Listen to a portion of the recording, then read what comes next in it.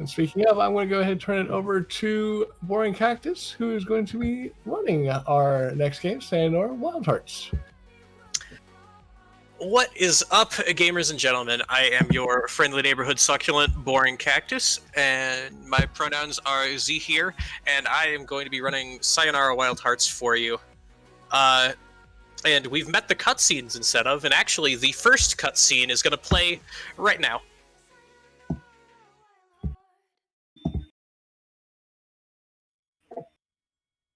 Not long ago, in a town much like yours, there was a young woman who was very happy.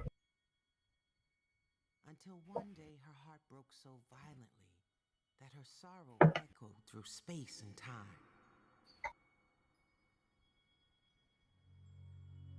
So our saga begins tonight. Yet eons ago, just here. Oh, Dan says game audio? Is the balance right? Oh, we want it higher.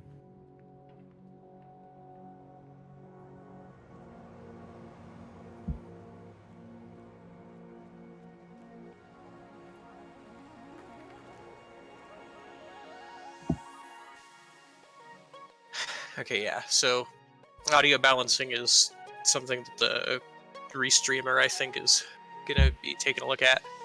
But yeah, so this is Sayonara Wild Hearts.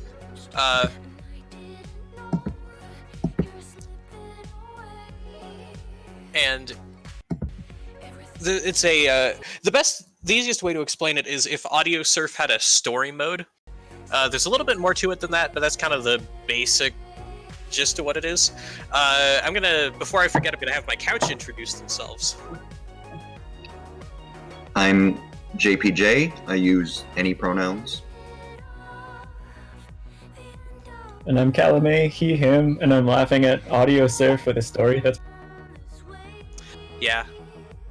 Okay, so this category is all riddles. This game has 24 achievements, which are named after the zodiac signs, and there's an A side and a B side. And so our goal in this category is to get all 24 of those riddles. And so I think that's about enough prelude. Timing starts when I hit space on this first level here, which I'm going to do in 3, 2, 1, now. Long ago, a harmonious universe existed beyond ours, and 3 divine arcana watched over it. But one night, a cursed arcana intersected the astral highways, and along with her star-crossed allies, they stole all harmony and hid it in their vile hearts.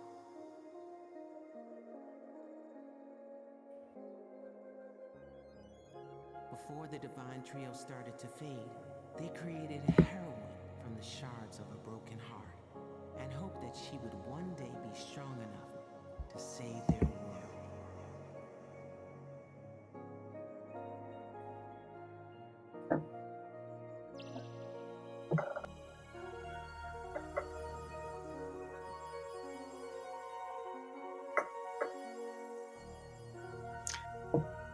Okay, so we have been plucked by the Divine Arcana, and we play as this distinguished individual here, and we are skateboarding now.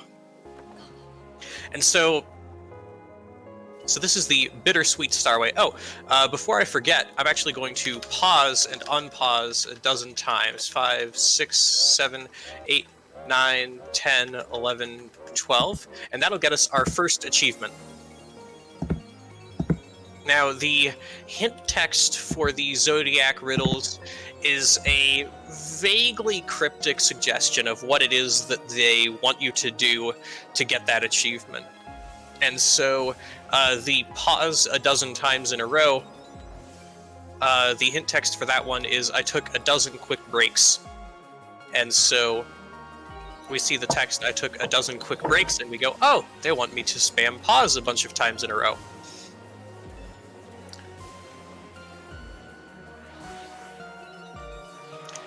And so yeah, this is our opening level, Clair de Lune, and it's kind of just tutorializing the like basic like idea of what we're going for here. And here we get the transformation from the sort of real world version of our protagonist into the fool.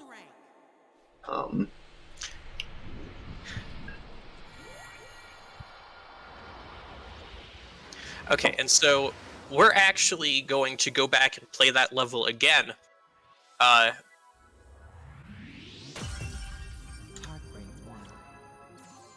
And we've seen this cutscene, so we can skip it.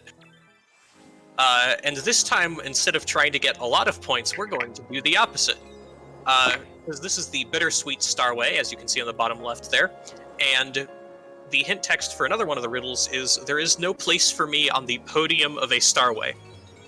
And so that text, no place on the podium, of course means not a gold rank, not a silver rank, not a bronze rank, but no rank. And Cactus, it helps if you like pay attention and actually avoid the points instead of being on autopilot commentary mode. So I'm gonna let my couch do the work so I can play the video game. I'm just gonna say this is my favorite implementation of Rainbow Road.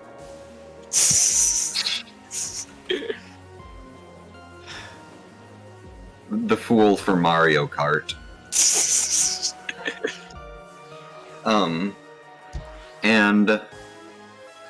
yeah, so for each level, in case it wasn't clear, there's a point threshold for getting a certain rank. So for this level, it's 5,000 points, you get a bronze rank, and then over 10,000 points, you get a silver, and over 15,000, you get a gold. And then there's a secret 4th rank, but we won't encounter that. So now we have 2 of our 24 riddles. The pace is going to cool down a bit at this point. The rest of them are not quite as dense. But yeah, so this is the Heartbreak Subspace, and specifically the Devil Passage. So we are falling, and we are standing on a tarot card that is the Devil. Everything in this game is sort of based on tarot cards, and there's a lot of symbology in regards to what exactly they represent. And so we'll be seeing a lot of them, especially because we are watching the cutscenes, which we usually do skip when we're doing this run. Now I think would be a good time to talk about the scoring. Oh yeah, I think, I don't know if they mentioned it before the game started, but this game has some pretty gnarly flashing lights, as you're seeing. And so if you have some condition that means that flashing lights do not spark joy to you, then now might be a good time to minimize the tab and just have the audio open if you're feeling it. And so we quit to menu at the end of the level to skip. You had something, GPG? Oh, yeah. There are also some more times where it's always generally pretty visually intense, but there are some times where it will be especially intense that, like, sometimes it hurts our eyes to watch, and we will call those out specifically. But generally, yes, there are a lot of flashing lights. We're on a motorcycle now. Oh, I'm gonna not go for riskies. JPJ, remind me an album arcade that I didn't go for riskies. Okay. Right, so the scoring system, as I was going to say, each of those small hearts, the first one is worth 1, the second is worth 2, and then 3 and 4, and so on. And so when you collect 1, you get 1 point, and then 2, that's a total of 3 points, and then 6 points, and then 10 points, and it keeps comboing, and you're seeing it's going up to like 80, 90 now. And the big hearts work similarly, except it's 25, and then 50, and then 75, and so on. And so,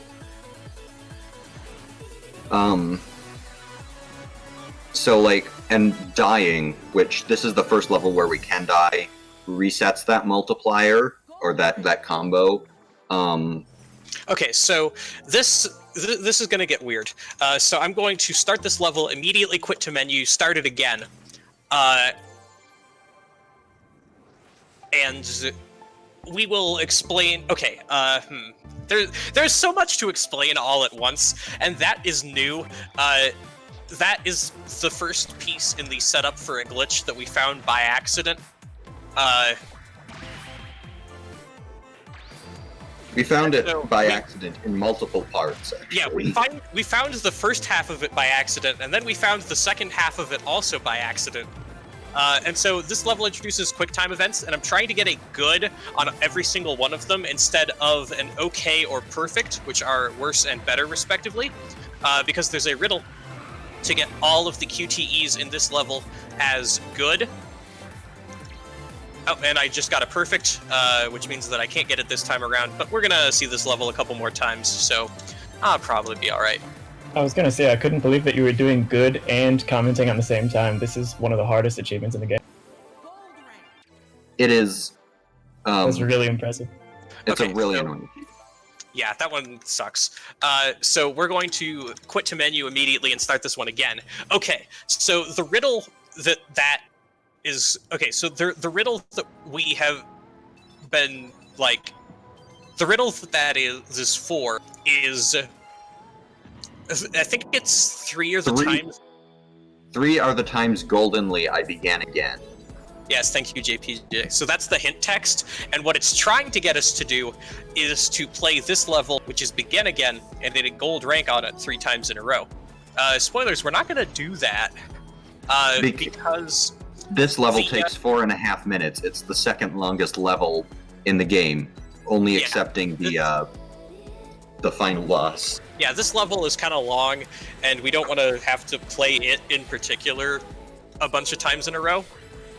And so, it turns out that the way, when it keeps track of if you're playing a level several times in a row, it checks to see, it uses the level you started before this and for this time, and not the level that you ended before this and for this time. So starting the level, okay, so because we got a gold in Doki Doki Rush, and then we started fighting hearts, quit to menu, started fighting hearts again, and so the game was saying, okay, so the level that we are currently playing is fighting hearts, the level that we played before it was fighting hearts, and we had a gold rank on it. And so when we get our gold on fighting hearts, that puts us at 2 in a row. And then starting this level, quitting to menu, starting again, makes it go, oh hey, this level is begin again, the level we just finished, with the level we just played is begin again. We have 2 golds already. So at the end of this level, we're going to get a gold, and assuming I didn't screw anything up, we'll get credit for the play this level 3 times in a row achievement, despite only having played this level once. And that saves, in total, about, 8 minutes, 45 seconds, which is huge. It's an enormous time save. Yeah, we couldn't believe it. Yeah, this game, as you may or may not have noticed, is basically an auto-scroller. And the question of how do you speedrun an auto-scroller is one that is kind of interesting to answer. One of it is by running the complicated categories, like all riddles, and one of them is by finding glitches that let you not play the auto-scroller quite as much. And big shoutouts to JPJ and Cactus, who have sat down and discovered so much of this tech. I don't run Zodiac very much, so I haven't contributed to the path since basically the first day Cactus was running this. It's...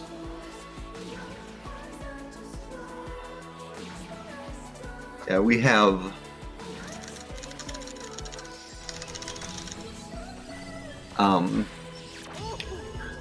There's a lot going on here.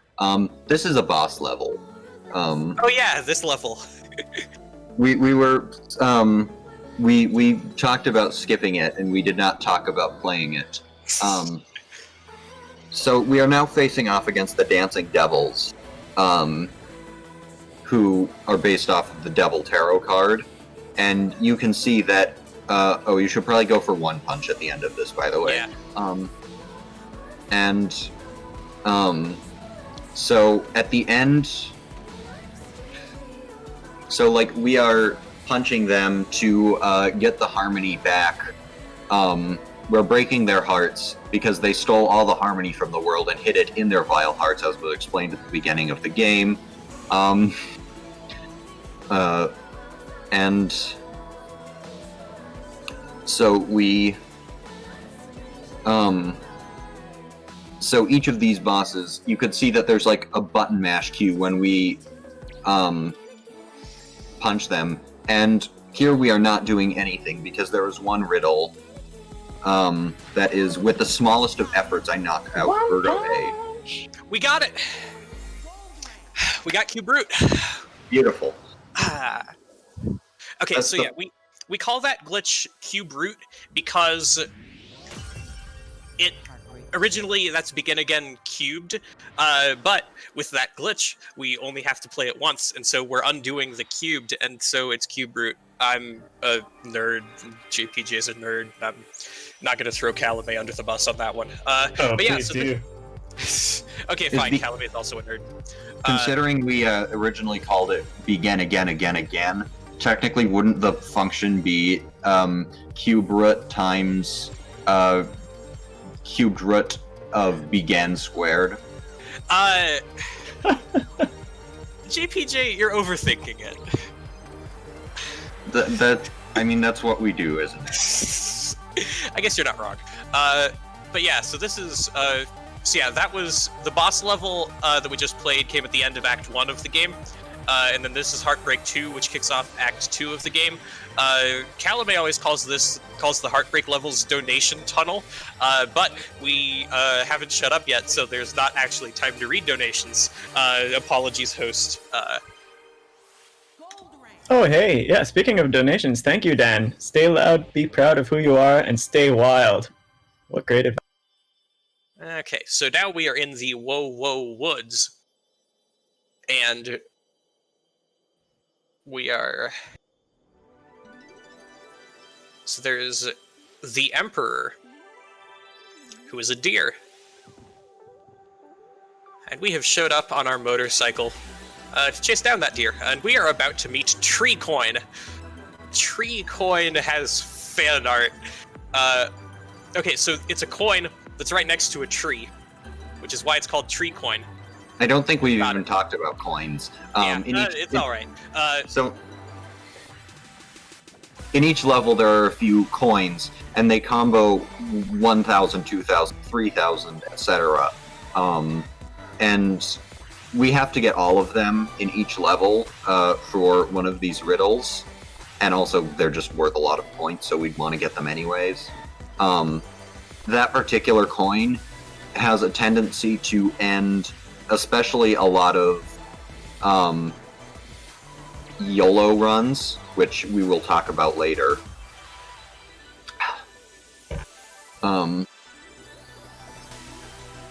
It's very infamous. It's probably the most well-known coin that we have. Yeah, if like everybody who like runs this game has died to that coin a lot. Oh, RIP monitor users, by the way. Yeah. This is one of those levels that's particularly gnarly, even if you don't have a condition that makes your eyes not like weird flashy lights. It's drug time. This is one of my favorite levels. Yeah, and probably my favorite cutscene that doesn't feature Lorelei. Yeah.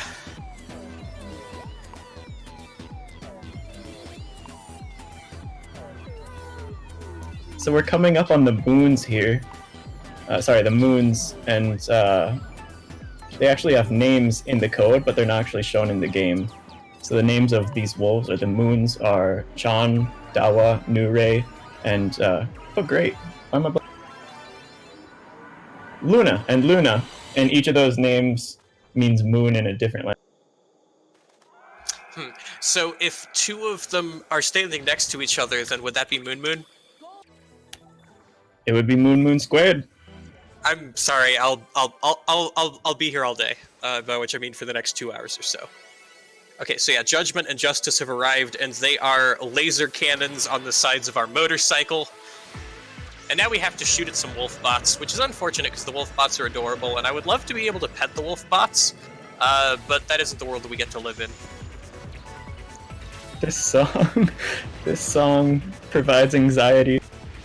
Yeah, okay, so Calumet and JPJ do a lot of, like, high score grinding in this game, and this level is extraordinarily finicky in that you can take a path and get like 35,000 points, or you can take almost the same path and get like 60. It is very fiddly and annoying, and I wouldn't be surprised. Oh, that was close. Okay, I almost didn't get gold, which would have been bad.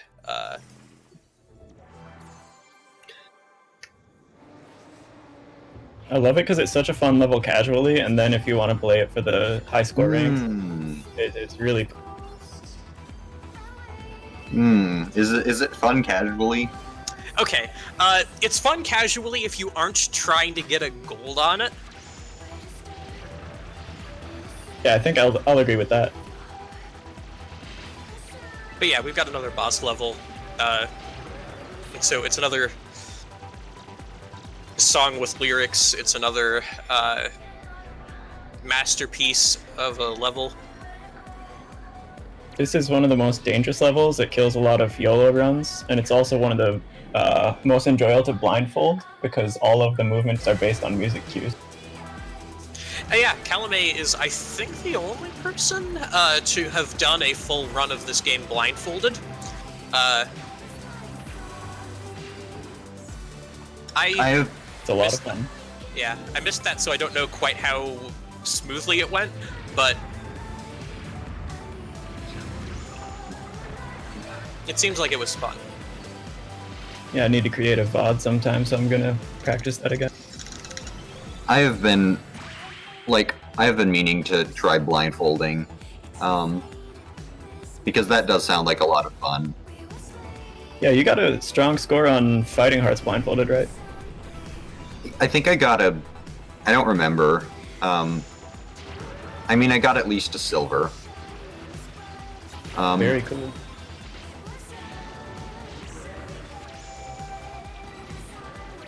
But yeah,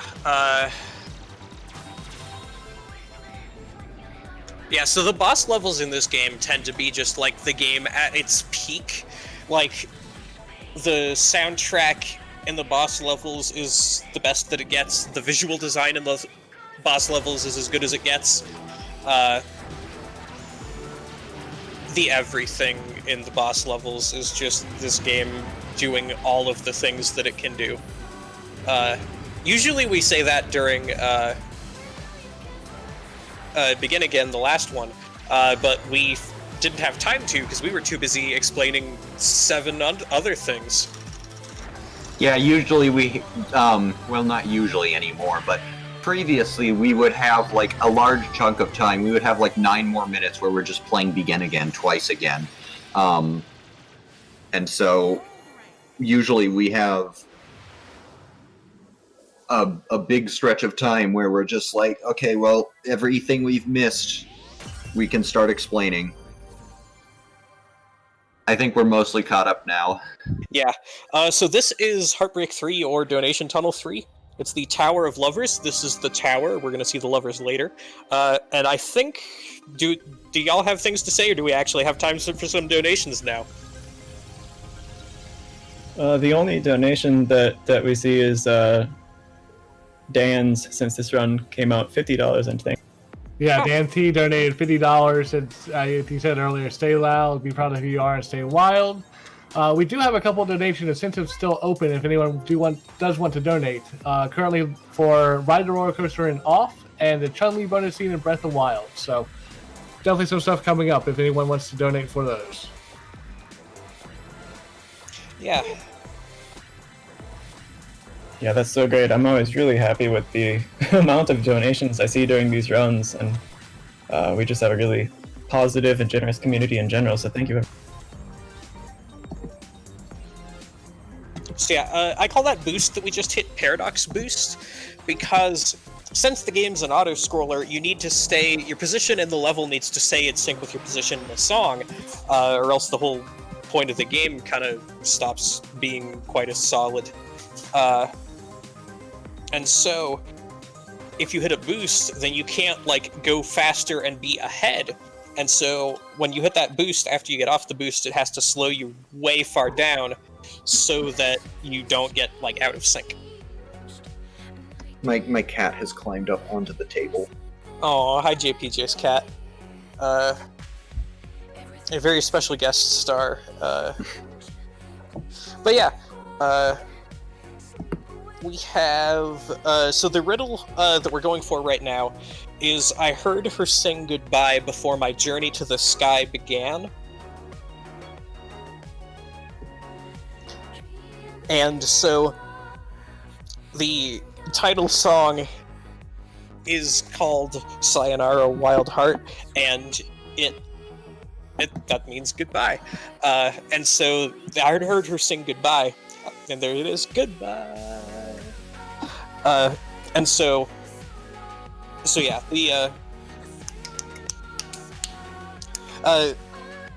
it's trying to get us to, sit through the title song in its entirety, and then play Hearts and Swords, the level that we are about to play. And the journey to the sky, I forget what the exact thing is, but... Twilight Cry Scry. Twilight Cry Sky. And so we start Hearts and Swords, and yep, there's our riddle. You just skipped Vernham's falafel, right? Yeah, we skipped the... Yeah, we played through the opening cutscene at the start. But yeah, the opening cutscene has your protagonist walking out of a falafel place. I'm not sure if that's, like, particularly interesting, but,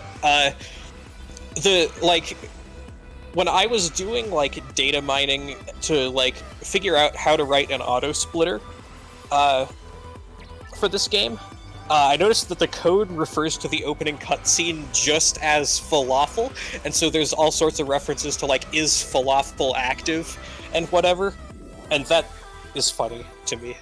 Yeah, definitely. Oh, here we've got Dew, who is the lover. And now we have a sword. And we get to be a sword lesbian and sword fight.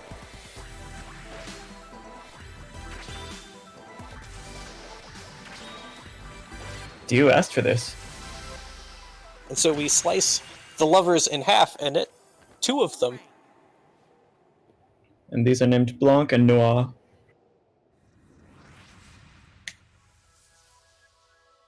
Blaze is a swordsman, correct.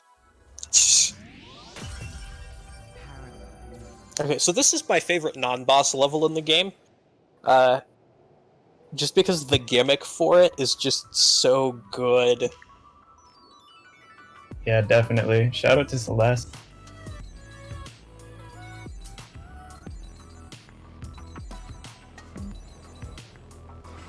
Do I have time to sneak in a quick donation? Yes. Our lovely person on the couch, JPJ, donates $20 saying Happy Pride Month. Huh. Thank you, JPJ. Heck yeah, thank you.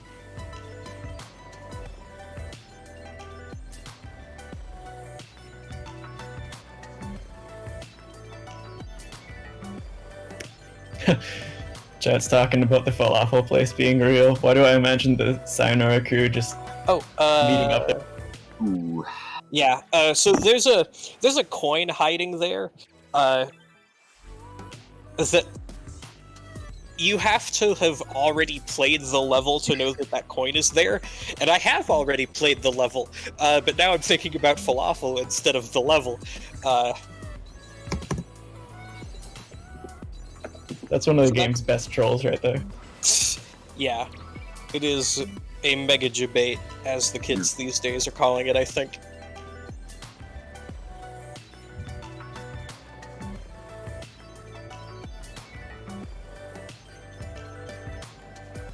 Yes, it is So, yeah. real. It looks...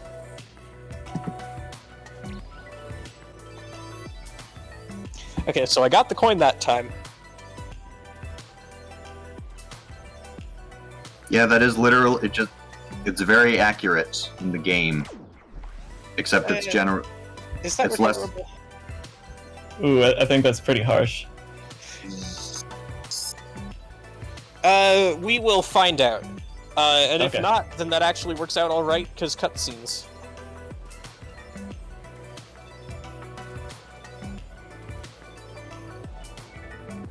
Do you remember if the cutoff is 20 or 25? It's 25. Yeah, so we do not have that, so that's a silver rank. We're gonna have to try again. I promise I'm actually good at this video game.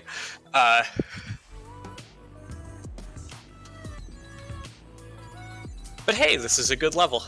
This game is the epitome of like when you're like angry because the game is being difficult, but then like the soundtrack is still really good, and so you're just kind of vibing.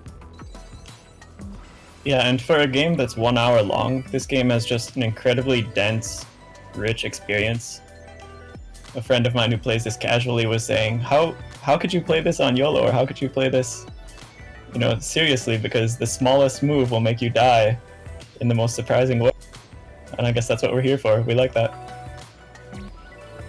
Yeah, the game, it offers you so many different ways to play. Like,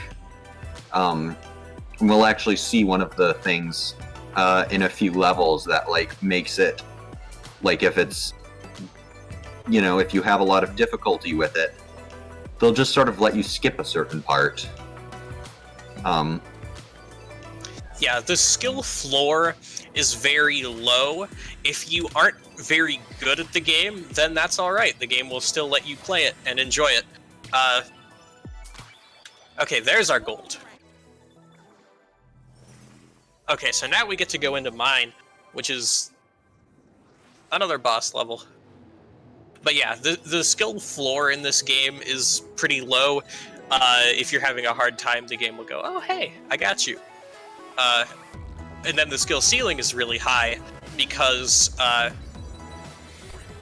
if you want to go for like highest known scores in the community, then like that isn't particularly my scene, but Calumet and JPJ are big into that, and the level of galaxy brain strats that they have to be on like all times makes me feel like I'm bad at the video game.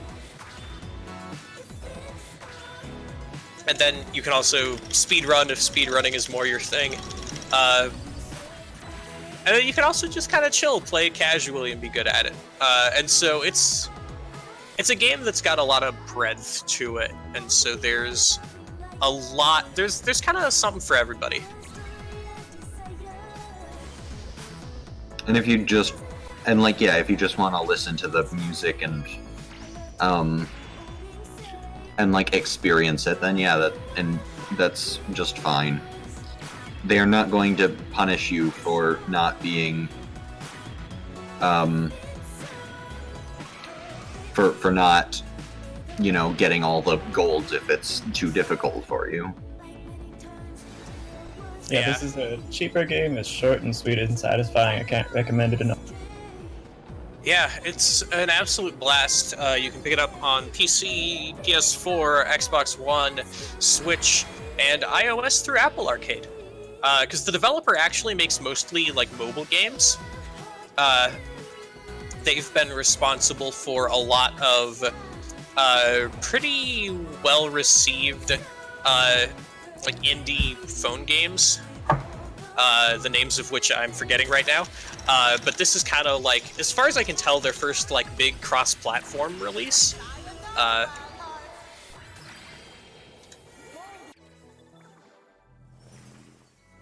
And they knocked it out of the park.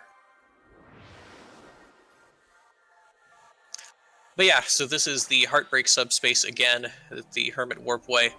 Do we have another donation to read?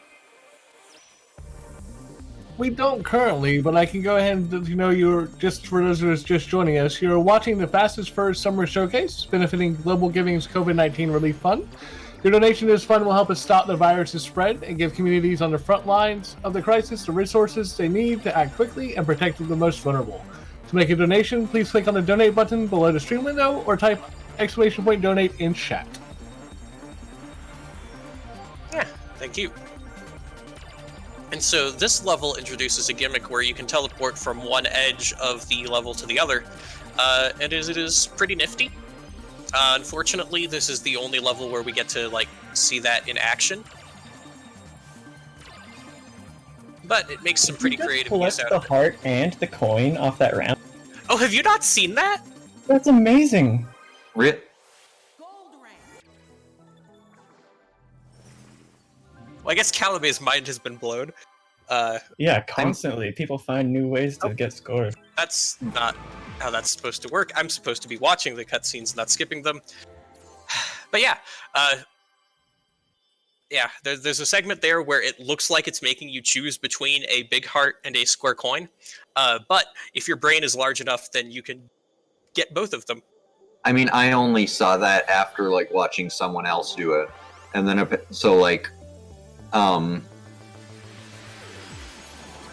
I had not. Like, I also probably had like 100 hours or something into the game before I ever saw that. So yeah, now we have a cool car, and it can drift.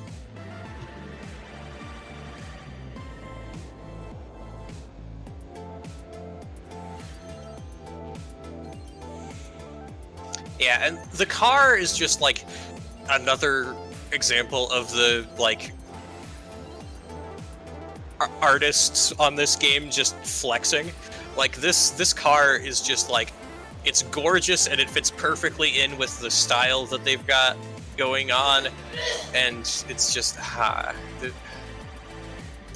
Yeah, the first time I played this game, I was so excited each time a new level started. What's going to be the gimmick this time? What's going to be the new gimmick? Yeah. This is an extremely rewarding game to pick up just casually, and if you decide to get really into it, then there's a lot you can do.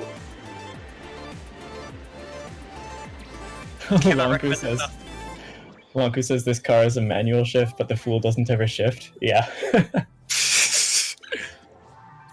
Okay, so this cutscene is one of the nice ones that we get to actually see, because otherwise skipping this cutscene means that you kind of just don't have any clue what's going on. And so the world is the Hermit's VR headset, and we just got turned into a game cartridge. And now we are in the VR headset doing a game within the game. Love you, Hermit. The Hermit is extremely good.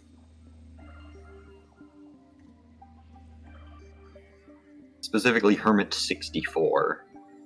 Haha. Because all she does, I guess, is play video games. Because isolated, I guess. I love how chill she is when you drive a car right up to her throne. Yeah. Everyone in this game is just really cool. Yeah. And now, this song, like Clair de Lune, is actually an adaptation of the classical music piece Reverie by Claude the Bussy Debussy. And Reverie means daydream in French, which is a significant detail for this riddle, because it is one of the most bizarre. Reborn in a daydream, my secret is in the left eye 4 times. Okay, so this is the left eye. We've gone through it one time. We faceplant into a wall. Ow. The pause music is also a Debussy song. I think Arabesque? Something like that. Left eye a second time. Faceplant into a wall. A surprising amount of this run is just strategic faceplanting. and other body parts planting. We're gonna get a neck plant at some point before long. Ow. That's a third time, and we faceplant into this wall, and now we get to introduce an anti-frustration feature that we talked about earlier, the Magician. I will make your wish come Although true. sometimes it is frustrating if you don't want to skip. Yeah. But it is very rare that you don't want to skip at a time where it offers for you to skip. But yeah, if you die 3 times in the same spot, then the Magician shows up and says, hey, do you want to just not? And just in this run, frequently we do not want to just not, but sometimes we do in fact want to just not. So Hermit 64 doesn't have her own name because there aren't, 2 of her as a boss. It's only the multiple bosses that have. And interestingly, I'm not sure if you said it, but the main character is the Fool. Like that is the name in the code. But when she's like normal, like the regular version that we see at the very beginning and at the very end, then her name is actually Lorelei.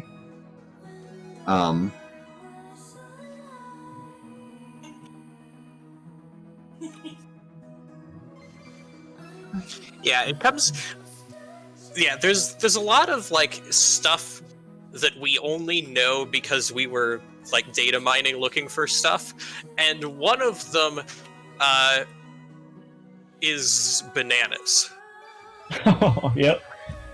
So do you want to talk about the secret bananas? Yeah, so this game's lore is actually more cryptic than Dark Souls, which is impressive. We saw secret bananas in the game's code mentioned in a couple places, including, I believe, Hermit Virtual Space, the level called Hermit Virtual Space, which is probably Reverie. I went kind of crazy trying to discover what a secret banana was and how I could pick one up. I saw that it was worth, certain amount of points. So I got obsessed looking through levels and looking through the code, searching for it. Blanco and I eventually found out square coins, the little diamond coins that we pick up for achievements and points, are called secret bananas by the game code, and we're just not quite sure why.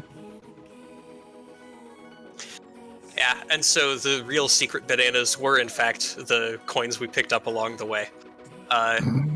They are secretly bananas. Yeah, secretly they're bananas. But yeah, so yeah, this is a pretty nice boss level, as boss levels in this game go. It is possible. Oh, that's a lot of points. It is very possible that I'm going to be able to take advantage of tech at the end of this level.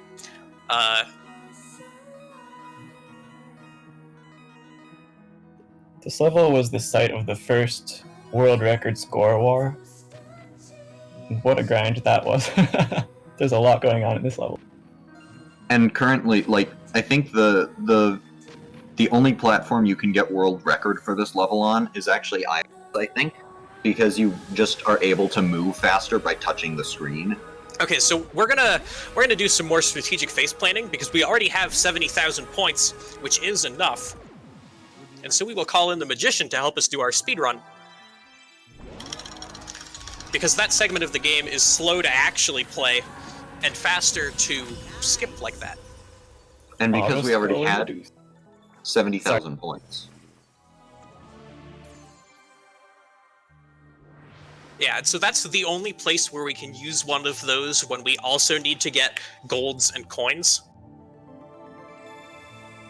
So this is the star, and out from the star drops a boat.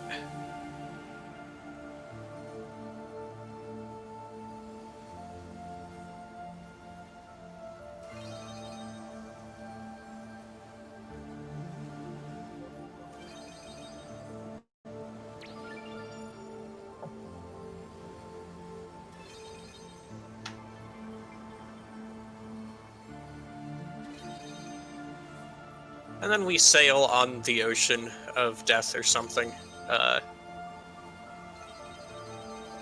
This is a particularly weird one. Like, even as far as levels in this game go.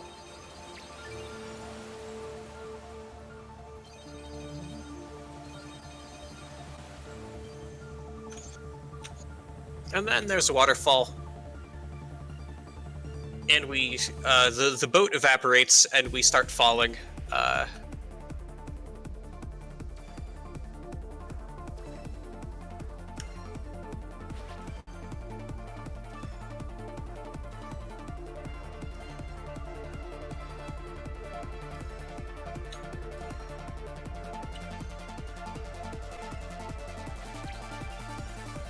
Okay, and then there's death.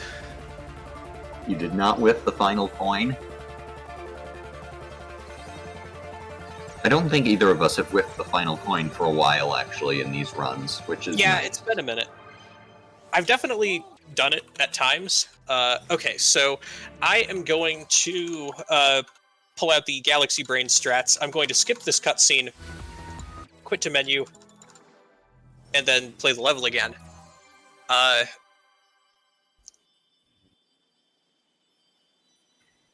GPG, do you remember if I'm going to need to do that one more time? No, you will not, because you... Okay. Yeah, okay, so the, there's a riddle, that is to skip cutscenes in 10 different levels in a row. And so...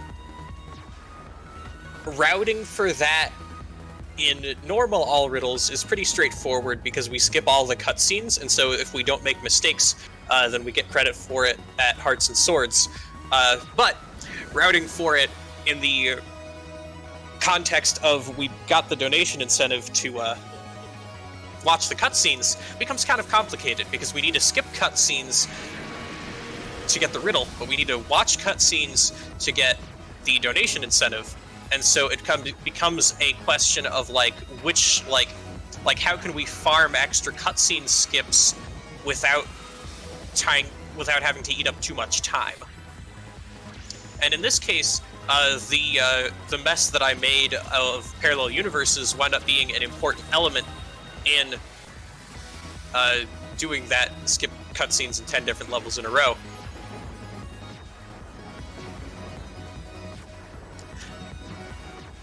And if I had done a better job on that level, then we would have had to improvise a little harder or burn a lot more time. Did you have to skip the cutscene twice? Yeah. Okay. Then we will not have to watch Claire de Lune another cutscene another time. Okay. And so we have Temperance, which is a bow, which we can use to shoot down the skulls. And surprise, 4 levels from the end of the game, this is an archery game now. This is another level I absolutely loved casually, and then trying to play it in different modes was insanely Yeah, the level of Galaxy Brain that you have to be on to get a good score on this level, or not just gold, but competitive on the community leaderboards. I could never. I have tried, and I have not succeeded. And this is the most interesting blindfolded level because everything is a setup. Oh yeah, I do remember you trying to do routing for this level blindfolded and being a little bit sad.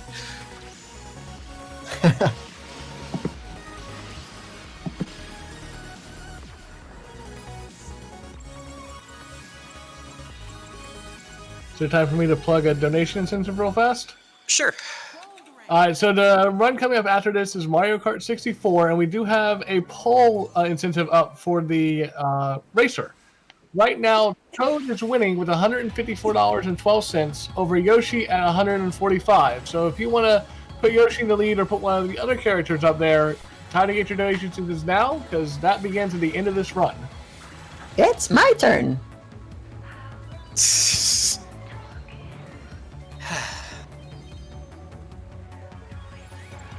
Okay. And so now it's boss level time. This The is hardest boss. Yeah. This is the last level in Act 5.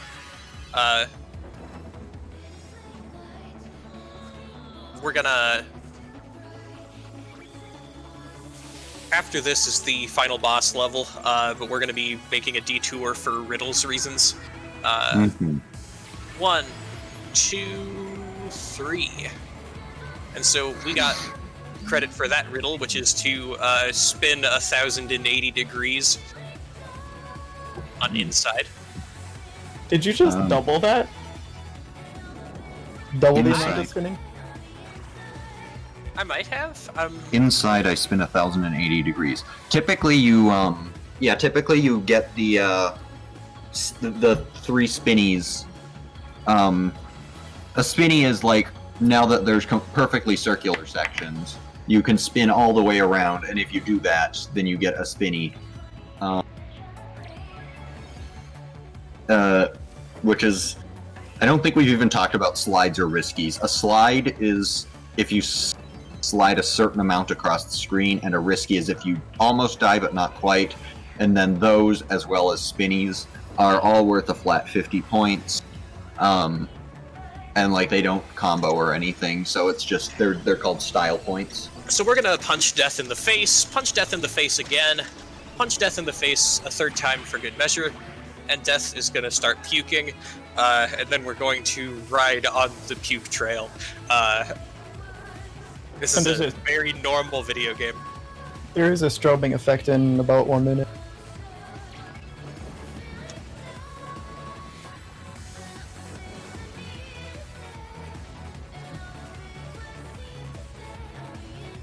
The code is so funny, it's like, got a bunch of variables named puke, road, whatever, whatever. Like, which frames the road bounces the point. Okay, so we're going to punch death in the chest this time, and then death explodes into not a single heart, but a bunch of them. And then, we took out all the hearts, but we didn't take out the goop, and so now death is spooky. That's a lot of harmony we just gathered. Yeah. And so we're going to punch Big Death in the face. We're going to get scratched at, and scratched at, and dabbed on again from the other direction.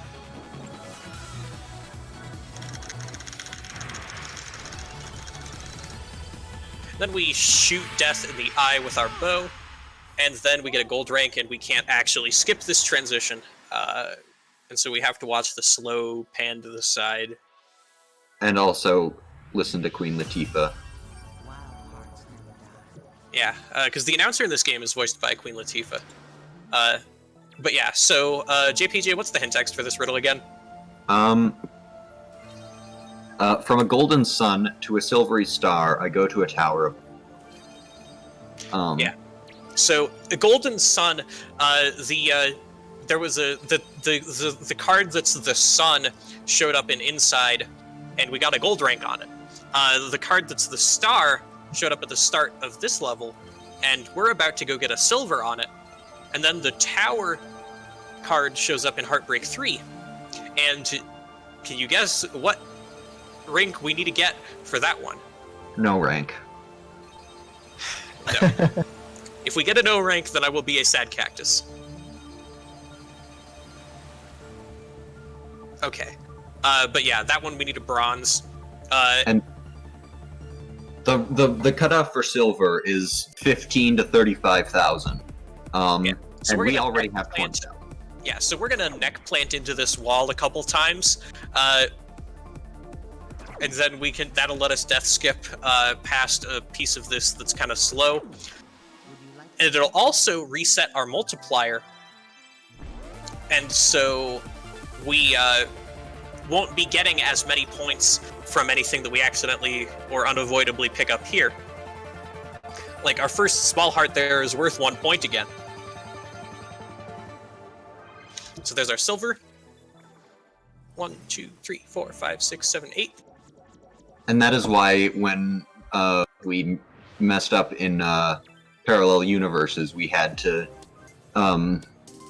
restart, because like death, like as much as this is a casual game, if you just want to get through it and have a hard time not dying, it's very difficult if you're like going for scores and have a tough time not dying. And now we're just gonna fall into the void a few times. Yeah, Oh, we're that's a going clever to death skip. strategically everything plant into the void. Because that segment is also slow. So the range to get a bronze here is 2,500 to 5,000. And so we're going to try and get our 2,500 and then not get more points than we need after that.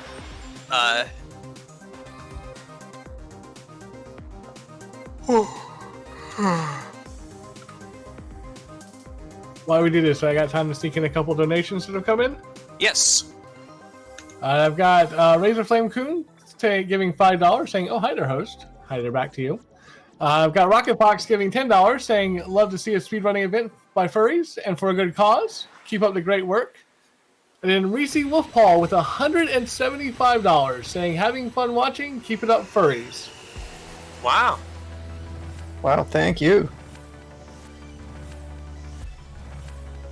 So yeah, now the Eye of Death is throwing cards at us.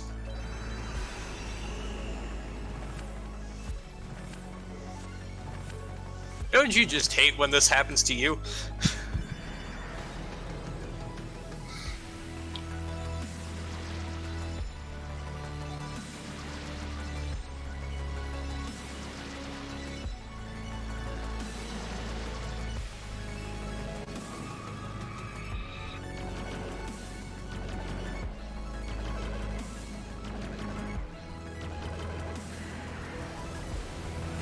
So the Eye of Death is going to be shooting some cards at us and shooting some bullets at us.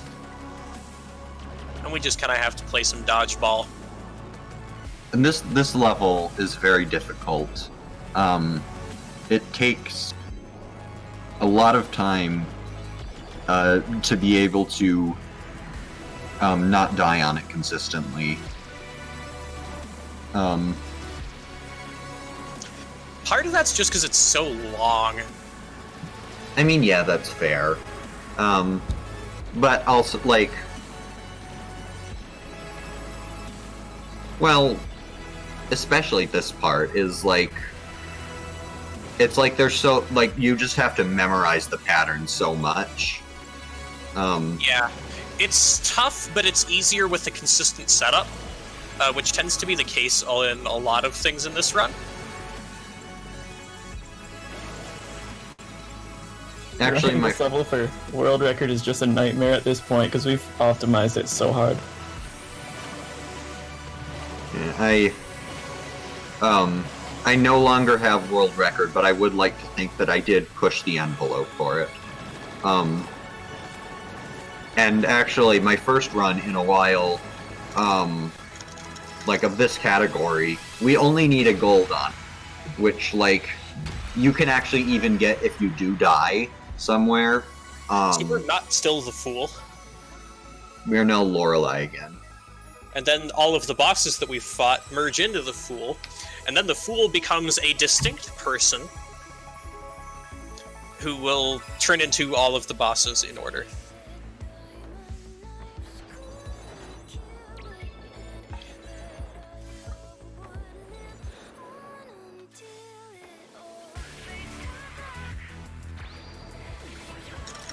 And instead of punching the bosses, we instead kiss them.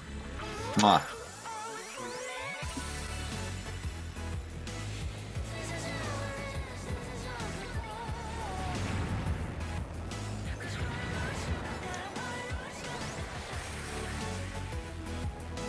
Yeah, gorgeous symbolism in this level. And now the colors go wild. I love it. Everything is just happy and... Mwah.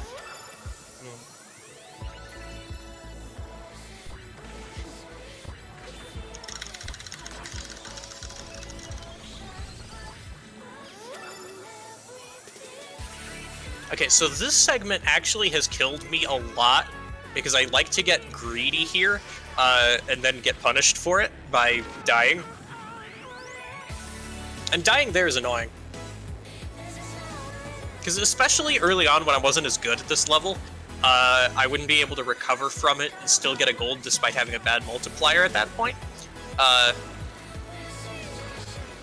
this point, I can probably recover from a death just about anywhere in this level. Yeah, because generally dying at the end of a level or in the middle of a level is pretty much unrecoverable. But just because the level is so long, the cutoff for gold is 400,000 points, but you get a free 100k at the end. So you really only need 300,000. And with this segment, and it's pretty much impossible to die after this segment if you're not trying to do it. Yeah, that phrasing is important. In an hour, we're gonna see why that is important to phrase that way.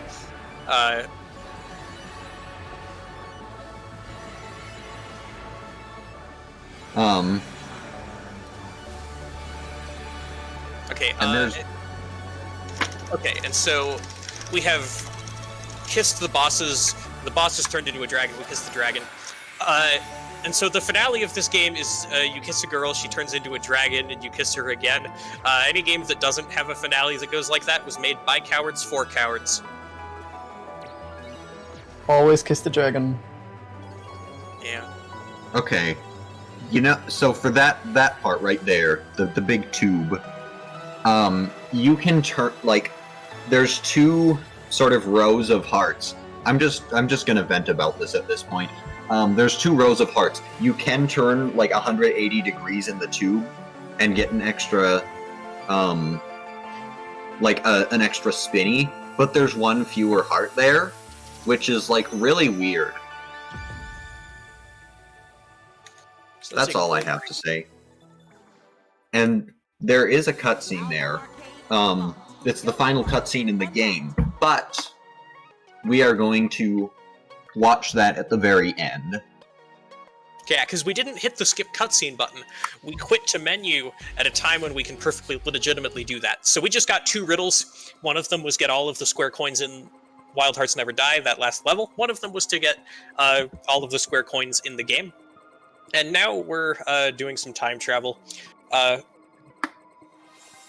then we're going to jump into YOLO Arcade. JPJ, can you explain time travel? Yes. So I'll read the hint text for all 3 of the riddles you just mentioned. Actually, Taurus A, I find squares in every corner of the world, is get all the coins in the game.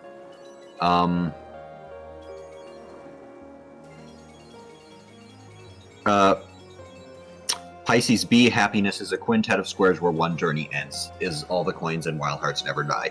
The time travel riddle is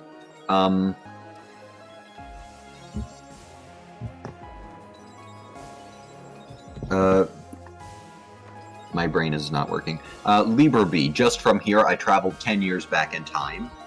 So what we just had there was the Zodiac riddles menu, and because each of those Zodiac signs actually aligns to give or take a month in real life, that whole Zodiac wheel represents 1 year. And so if you spin it backwards, that is sort of like going 1 year back in time. So if we spin that backwards 10 times, we're essentially going back 10 years. So yeah, so this is YOLO Arcade. YOLO Arcade is a mode you unlock after getting gold on every single level. And the goal of YOLO Arcade, or the GOLO Arcade if you will, is to... the gimmick that has is you play all of the levels back to back in a row, and when you die, that's your YOLO Arcade run. That's game over. We have 2 riddles that we're going for in YOLO Arcade. One of them is to get 10 Riskies in YOLO Arcade, which we're going to be able to do without really having to think about, just because of the way that the levels are set up. And one of them is to get A rank on YOLO Arcade. It's the easiest to go for bronze, of course, and the cutoff for bronze is 250,000. So our objective here is to get 250,000 points and then die as fast as possible. And since we're replaying levels we've already played, it's trying to re-show us cutscenes we've already seen, which is why I'm fine skipping them, even though the donation instead of to watch the cutscenes was met, because we watched the cutscenes the first time around, and that's close enough.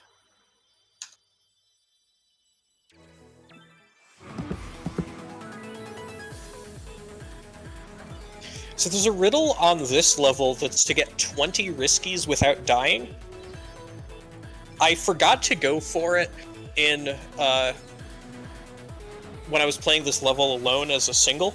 And instead of restarting to go for it, I decided to not do that. And so we're going to be going for it when we play Album Arcade, which is like YOLO Arcade, but you can safely die and it just puts you back at the checkpoint. In theory, if I wanted to just like... Oh, are we doing riskies? Oh, YOLO, sorry. No. If I wanted to do like an absurd swag strat, then I could go for that right now. But that sounds like a bad idea, because if I die here, then I have to replay Clair de Lune and Heartbreak 1 just to get back here. And I don't want to make that decision.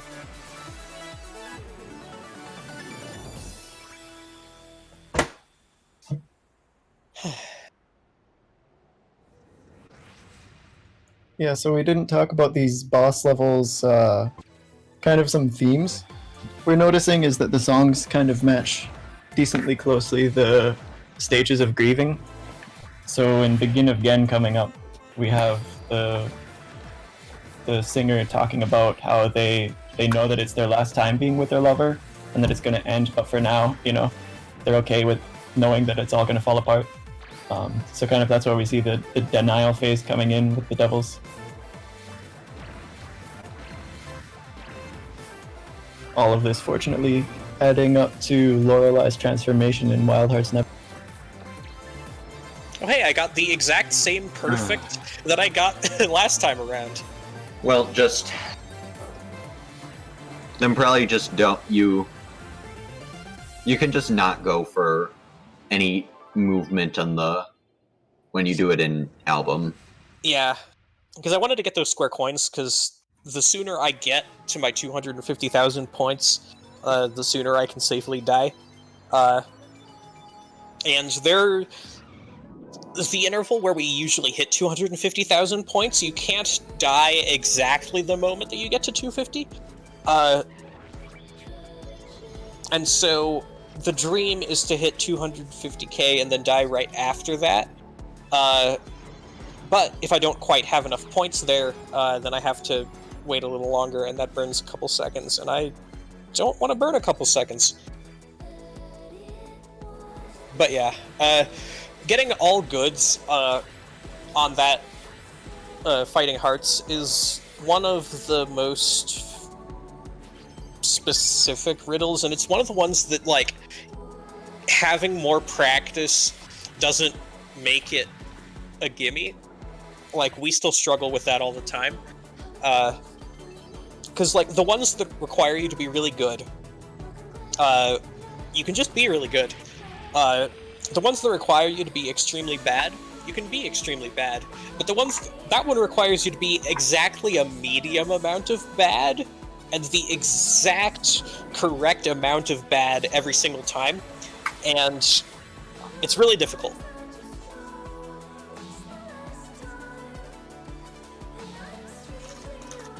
Although, like, to be fair, Capricorn is A. That requires you to be really good, and I think we've both messed it up at least once or twice our last few runs. Yeah, it's definitely, like, but that one I think I am better at than I used to be. Fighting Hearts all goods, I'm not.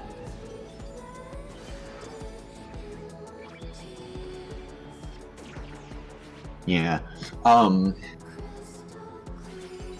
Actually, when I was... This is our second Begin Again now. Rather than our fourth. And on that note, I had actually moved my own runs to when I, before we found the glitch that lets us do this level once earlier in the game.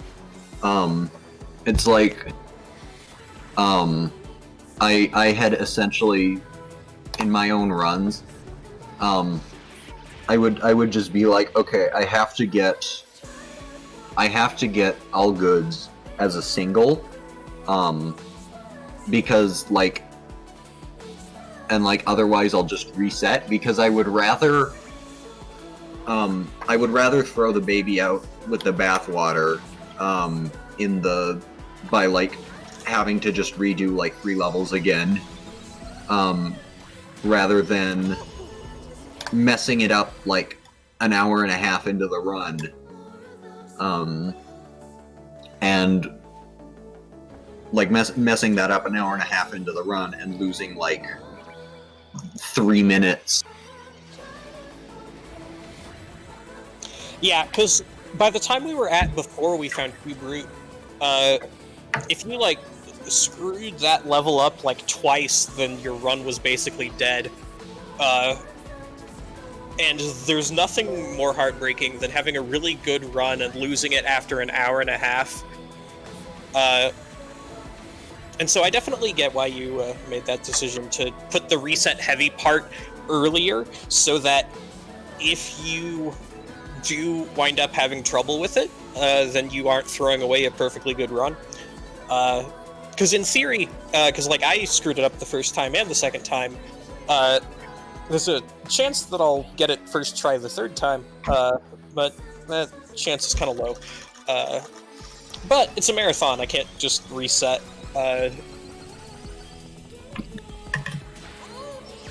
And you're not. We're watching the cutscenes, or we have watched the cutscene. So this isn't, unless we accidentally find a 5-minute time save glitch. It's not going to be world record or something. Oh hey, there's cutscenes. So I farmed too hard. Okay, yeah, because we got so yeah, that was the achievement for getting for skipping cutscenes in 10 different levels in a row. The way that one works is weird, because it doesn't process when you don't skip a cutscene. It only processes when you do skip a cutscene, and every time you skip a cutscene, it puts the level that you skipped a cutscene in a list. And if that level was already in the list, then it clears out the rest of the list.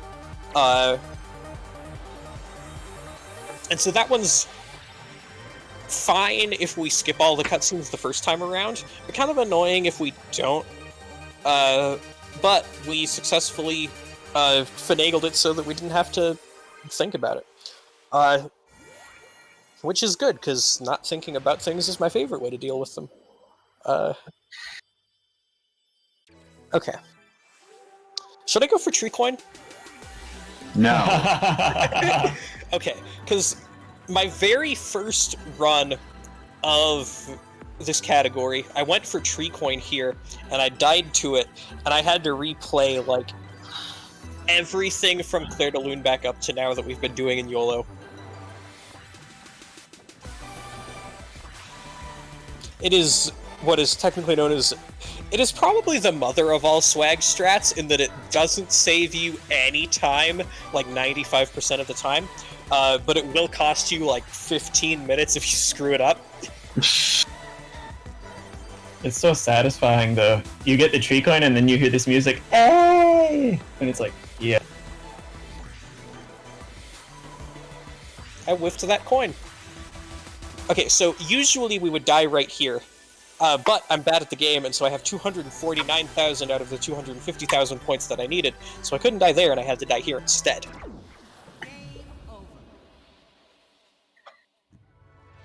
F's in the chat. But that was when we wanted to die, so it's all good. Okay, and so now we are in Album Arcade. And the rest of the riddles we're going to go for in here. This is the last arc of the run. And so we get to just kind of be chilling. Do I have time to stick in a donation real fast? Yes. We have one from our other couch member, Kalame, giving $50, saying "Unbreak My Heart" donation. Oh. Do Do you want to explain that one a little bit? Yeah, so at the very end of the game, we catch the butterfly, and the butterfly gives us an unprecedented 100,000 points. In the game code, that's actually called Unbreak My Heart score. And so now we have Unbreak My Heart donation. Thanks to everybody who's donating. We've restored the harmony of this world, but we need to restore the harmony in our lungs. So every bit is appreciated. Calamate. Why did I invite you to be on my couch? Correct.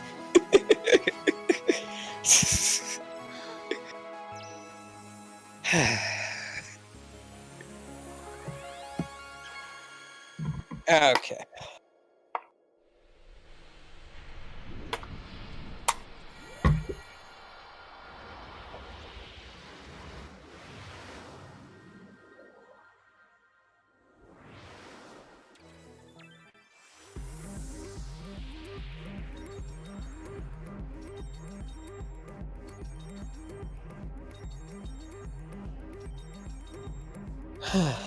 And this is the last time. This is the last time we will be running through the game. But there is a riddle that requires us to complete Album Arcade to the very end.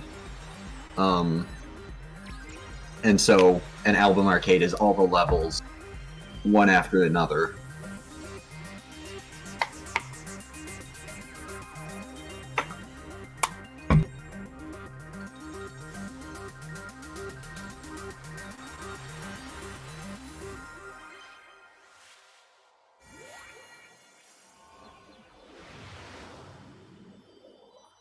Okay. Remember to do briskies. Oh yeah. 1, Thank you. 2, 3. Normally, like the routing, like 5. the routing that we use actually calls for, like generally calls for doing this in as a single, as well as getting gold. It's a relatively new one. 11, 12. And like there is a death skip here that we can't use. 16. 17. Actually, the If we- pause buffering can be a marathon strat for this level, but 20. it looks like we've got it way down. Oh, Very nice. holy. Yeah, how does that work? Yeah, so just this week we discovered that the game checks for riskies at certain frames, and pausing can affect which frames it's checking on. And in fact, if you're driving by a lot of obstacles and you keep pausing and unpausing, you'll actually get a risky for every obstacle instead of waiting for the risky timer to read. Okay. So we're gonna have to farm for this one because we need to get all these goods.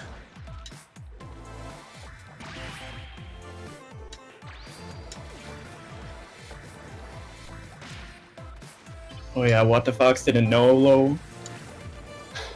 They had to get the lowest score possible on just about every level in YOLO, and they actually cleared YOLO with a no rank. So even less score than we just got and died on Forest Ghost. They cleared the entire game with less than that score. It was ridiculous. That is far. Yeah. So like the I mentioned a secret 4th rank at the earlier in the run, and that's what you get for clearing YOLO Arcade all the way to the end. It's called Wild, and it's like the highest score the developers were able to get. For YOLO Arcade, that's 1.5 million, and that is a cakewalk compared to getting getting fewer than 250,000 and still clearing the level. It is it's like after the sum of world records cleared 2 million, we all just started going like, okay, how low can we get this now? You got tired of being good at the video game and decided to ask instead how you could be bad. Mm-hmm. And a bunch of us just stopped playing, and now we're so rusty now that the game is kind of picking up again for us. Yeah, we had yeah,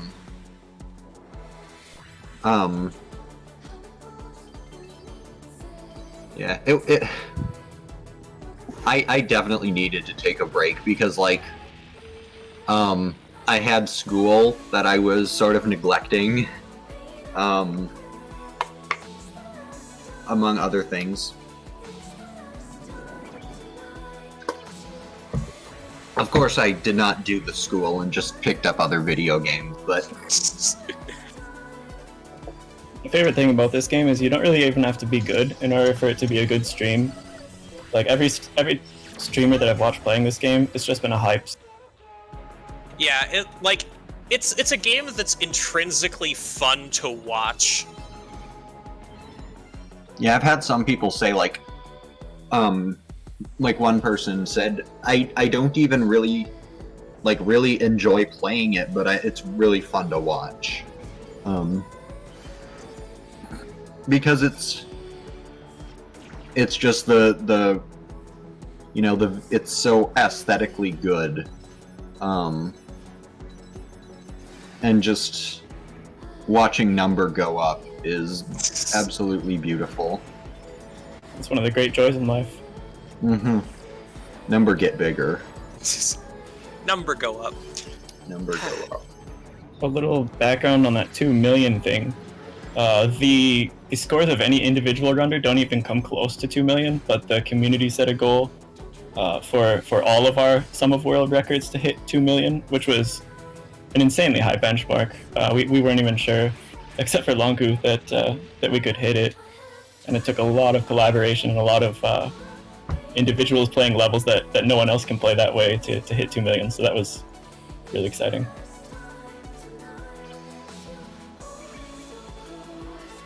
Yeah, it's always funny when people are like, yeah, there's no way this is possible, and then somebody else is like, but it might be, and then it totally is. Because I remember early on, y'all were telling me that sub 2 hours in this run was impossible.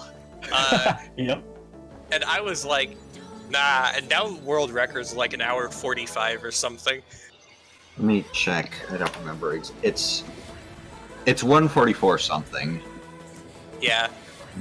Y'all just break my mind constantly. It's beautiful. Yeah, I mean, What? that's me watching y'all do, like, high score stuff. That's me watching high score stuff. Like, for reference, I have the highest sum of scores at, like, 1.96, and there's still 40,000 points that people are milking out of other levels that I just can't. You have the highest album, not the highest sum of best. Oh, I don't have the... Oh, that's awesome! I've had sum of best for a while, actually. Well, frickin' done.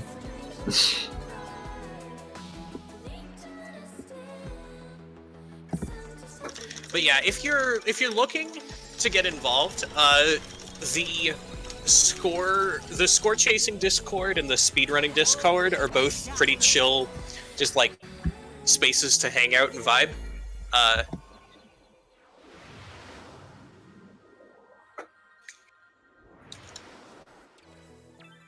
So I guess this is donation tunnel again. Do we have donations? We do. I've got two of them. I've got one from Murphy, who donated $6.66. Said, "May the tree coin gods bless y'all on this mighty day." And then our runner himself, boringcactus, gives us $20, saying hi. Yeah. Murph. Yeah, shout out to Murph. Murph is the one who drew the fan art for Treecoin. And once Twitch approves my emotes, then it's gonna be one of my Twitch emotes. Because I got to affiliate like yesterday, which is super cool. And then I was kind of hoping that my emotes would be approved so that people could spam tree coin when I got to tree coin. It seems as though that did not quite wind up happening. Should we go for tree coin for good luck? Sure. I like good luck, yeah. Okay, so we have to get every QTE perfect on this level. That's not even the spot I expected to die there. Tree. That's not even a coin. That's just Cactus is bad. Oh, hey, we can't all be good at the video game. I won't blame Cactus for liking Flora a little bit too much. Okay, we got the coin.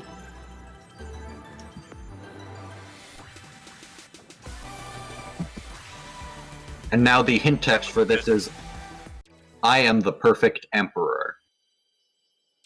Yes, because the deer is represented by the Emperor card. And we have to be perfect, instead of rather disastrously not perfect. So, okay, what if I don't go for tree coin? Will that give me good luck?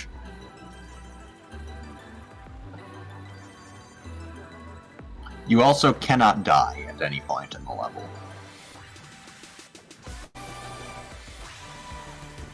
Yo, we've brought donations up from 500 to 836, and in the spirit of our community of pushing scores a little bit higher, can we get a $5 donation trade? Yeah, I may have already started to donate $5 for every time I die screwing up this riddle, and so I might continue that in the spirit of sleep deprivation, I think, more than anything. If we want to get a donation train going, let's kind of go over a couple of the incentives we have currently open. We do have two targets. We're looking to try to get to ride the roller coaster for off. That's at 164.12 of 200. We also have the Breath of Fire Chun-Li cutscene for 0 right now of 250. And Yoshi has taken the lead in the Mario Kart 64, now sitting at $165 over Toad at 164.12. So if you want to put some donations to some of these incentives, please go ahead. Let's get a donation train going. You'll have plenty of time, because I'm going to be spending the next 30 minutes going for this riddle.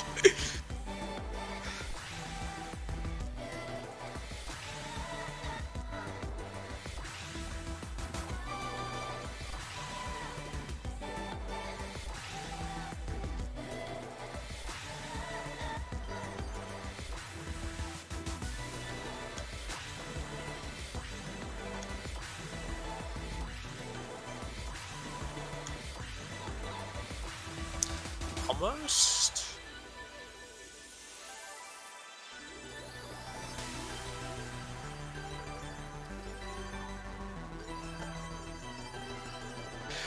Whew. There we go.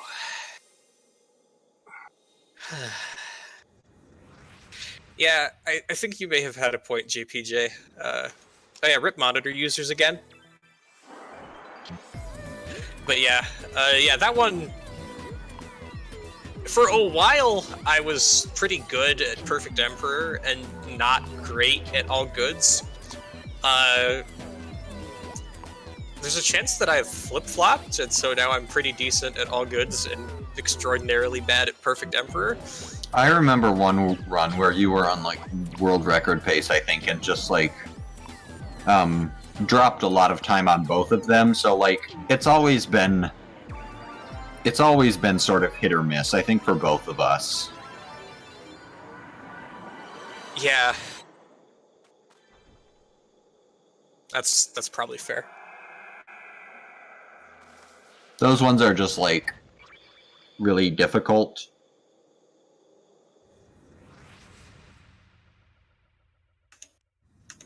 They're very precise. Those are probably two of like the I think those are probably two of the three where they're like the most intrinsically difficult. The other being Night. Night Drift Zero, I think it's way easier once you have a consistent setup.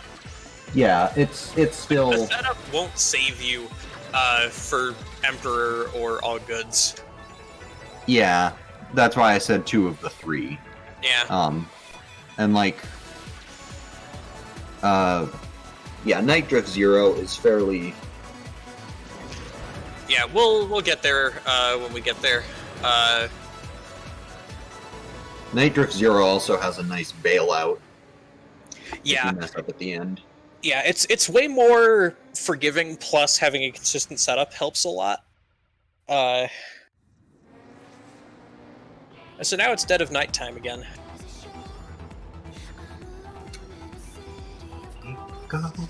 Yeah, so this level kind of sings about the isolation and anger that the singer's experiencing. So we call it the anger level of, or the anger stage. Yeah. Yeah, parsing it as the 5 stages of grief was something that I hadn't actually heard about until the last marathon we were running this at, when JPJ brought it up and blew my mind. Yeah, I feel like it's 90% accurate, although inside I don't know if it quite reaches acceptance yet. Well, I mean, not quite, but it's like, I think the idea with the hermit being isolating yourself completely, and just doing nothing, and then inside is not quite acceptance, but the character is still getting back out, and trying to form relationships again, but it's just very difficult.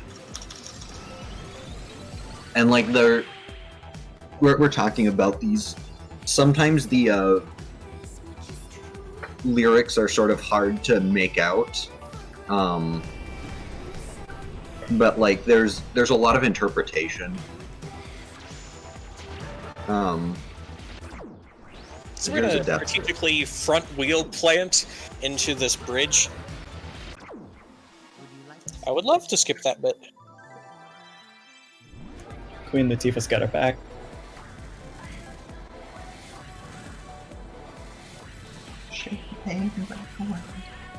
It's so hard not to sing to these. Yeah. Onwards Marching Fishes says Worthless Chariot was like a fun puzzle with mild execution. Loving that flex. Yeah. So I've got a couple donations that have come in. You mind if I read them off real fast? Go ahead. Alright, so we got a $5 donation from Dan T saying, "Are we wild? Let's get wild." Razor Flame Coon gives another $1.34, just making the number round. Kalame gives a $5, saying, "Come on down, get a hot dog, $5. Come on down, get a hot dog, $5, yeah." I hope I did that inflection okay. And then Onwards Marching Fishes gives $20, saying, "Glad I got here on time. Always fantastic to see Sayonara, speedrunning and marathons. Best of luck with the rest of the run, Cactus." Oh, thanks.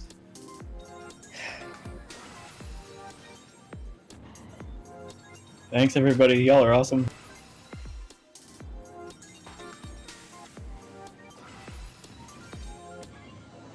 And so, since we don't really have an objective in this level, besides just kind of finishing it as fast as possible, we're gonna go for this death skip again. I would love to skip that bit. I like that little Bugs Bunny pause before you fall into the... Yeah, the little coyote time.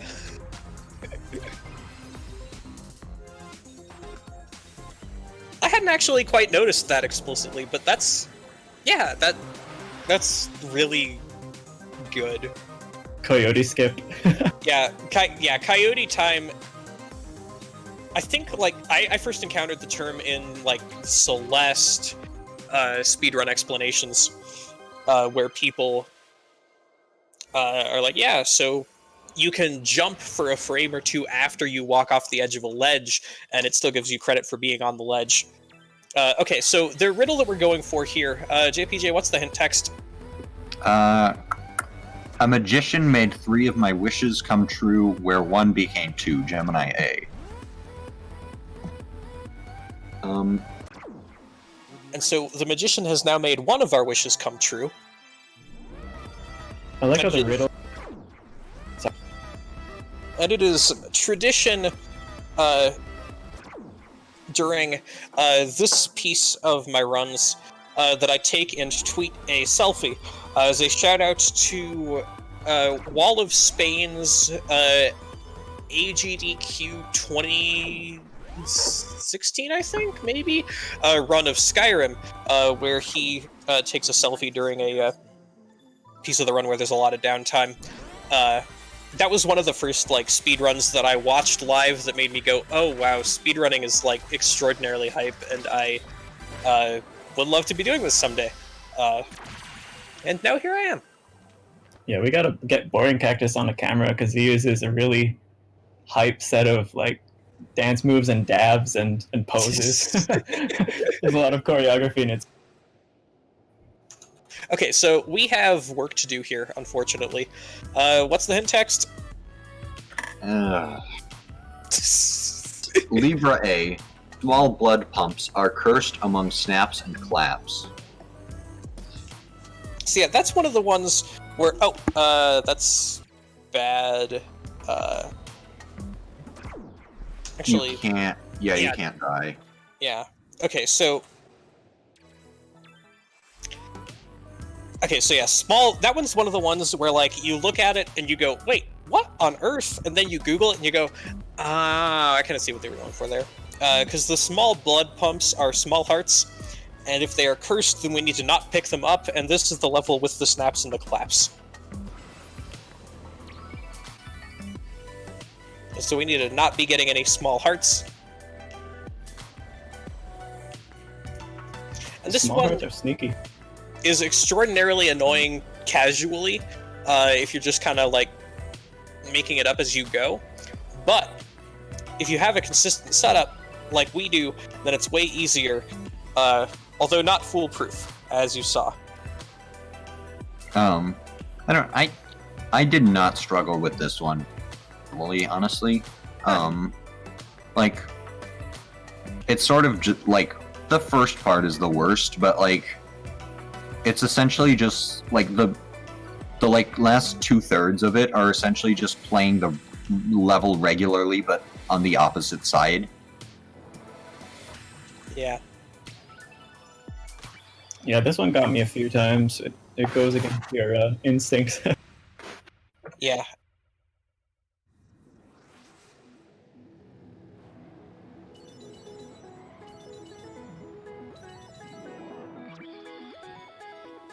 And so this, in the sort of 5 stages of grief model, is bargaining, and it's very it is very explicit in sort of its theme, which is essentially just having a relationship that is fake. This is definitely my favorite song, besides maybe the end. Yeah. It's definitely extraordinarily good. It's a shame that we skip half of it because there are so many good death skips in here.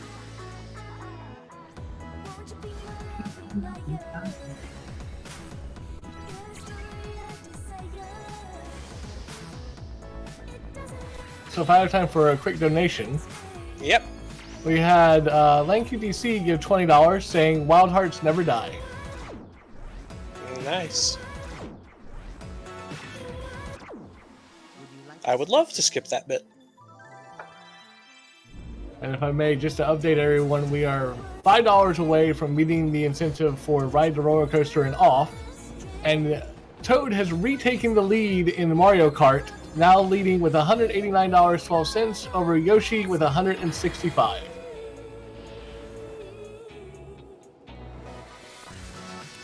Toad is get dunked on, Yoshi. Yeah, chat, if you haven't donated yet, make sure Yoshi wins that one, please. Yoshi's the better choice.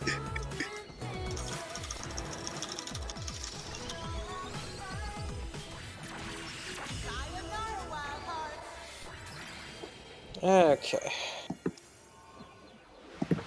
And now we are chilling. We skip a cutscene. And the riddle here, JPJ hint text. With the Aquarius A, with the card of the solitary one, I appear oppositely 40 times. 1, 2, 3, 4, 5, 6, 7, 8, 9, 10, 11, 12, 13, 14, 15, 16, 17, 18, 19, 20, 21, 22, 23, 24, 25, 26, 27, 28, 29, 30, 31, 32, 33, 4, 5, 36, 37, 38, 39, 40? 40. There we go. Off by 1. Hey. It's always those off by 1 errors. I love how these riddles are actually themed to the zodiac signs, like Gemini with the splitting up and so on. I hadn't noticed that. Okay, so this is Night Drift 0. We need to finish this level with 0 points. JPJ, hint text? Like a worthless chariot, I drift in the night. So yeah, our cool car came from the Chariot tarot card, and worthless means 0 points. No small hearts, no big hearts, no square coins, no drifting, no near misses. This is seriously impressive execution. I never learned how to do this, and it's casually probably the hardest. Oh, I spent like half an hour just flailing uselessly at this like minute-long level trying to get 0 points in it. Okay, I spent, probably about that much time my first time doing this, but it wasn't awful. Some of the other ones were worse, but then in my either first or second run of this category, it's I spent I spent half an hour, and I'm just screw it, I'll just come back and do it later, and I never even ended up. Near miss. I didn't want to have that, but I can faceplant into this rock, and it should be all right. Yes, notably, that does give you a risky, but it doesn't really matter, because you die. But it's just so that you don't go and use the death skip,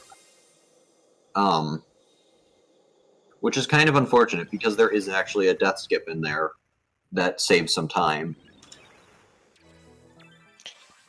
Yeah, but unfortunately we can't use it in this run. Yep. Yeah, I saw Cactus's practice on that Night Drift 0, and it was really amazing. Just being able to nail that consistently.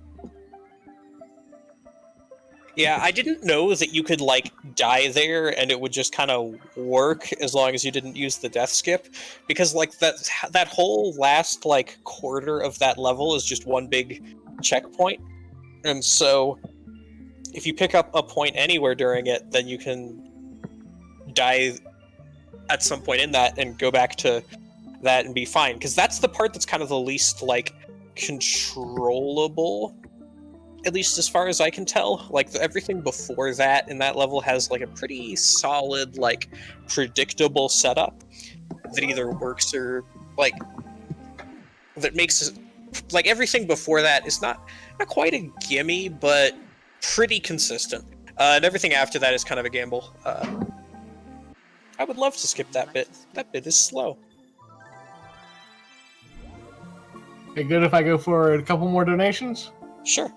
Razor Flame Coon gives $5 with no message, but it does get us to the incentive for off riding the roller coaster, so thank you very much.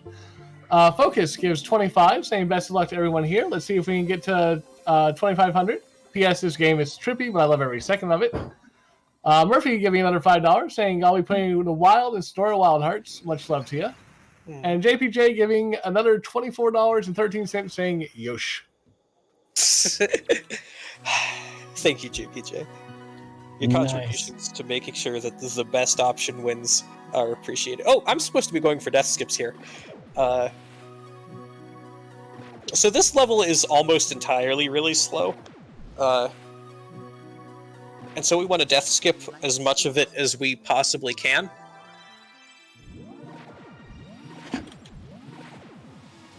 You guys are too much. Like every name I recognize is donating, and we're up to 947, which just a second ago it was $100 less. This is great. Thank you, everyone.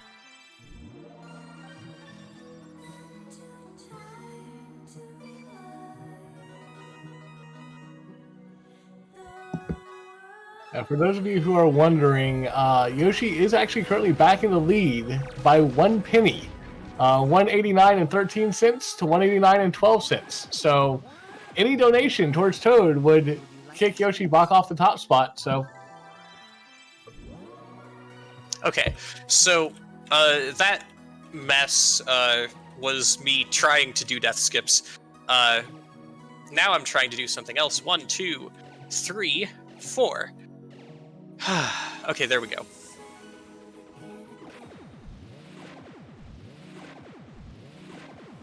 Would you like to skip this bit? Nice. At some point, I'll get to the point where I have the directions to hold here memorized. As it stands, I have a cheat sheet pulled up on my phone for which directions to be holding when I spawn to make sure that I die optimally every time. Would you like to Which only works when I remember to use it.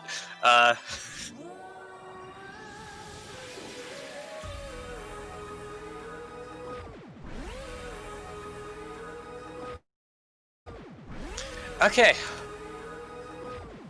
Would you like to skip this And that was World We Knew as it's running any percent. Did you get the riddle? Yes. Okay. So it wasn't quite World We Knew as it's running any percent.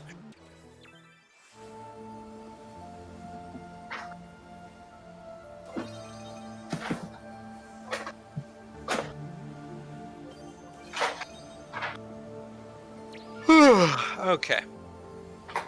I do not know why I am yawning. My sleep schedule is weird, but not that weird. Okay, so we're gonna boat plant into this whirlpool here.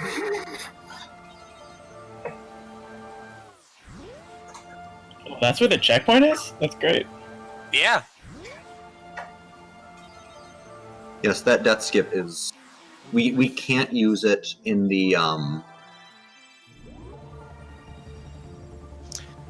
We can't use it when we revisit it because like I don't think it's possible to get silver without the whirlpools, but we can use it when we don't have to worry about our score. That's great. I like I to would imagine you didn't move anywhere. You just skydive down the whirlpools, and it leads directly into the next set.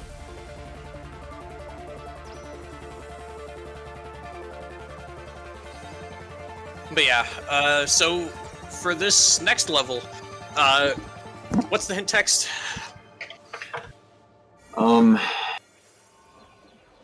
Up is down, and down is up where I slid 25 times. Okay, so this So is the good. level that has us flipping gravity, and we are sliding 25 times, and that's 3, 4, 5, 6, 7, 8, 9, 10, 11, This one is surprisingly tight. 12. Ideally, we would actually get this when we were doing it as a single. But that is difficult. Yeah, that's amazing.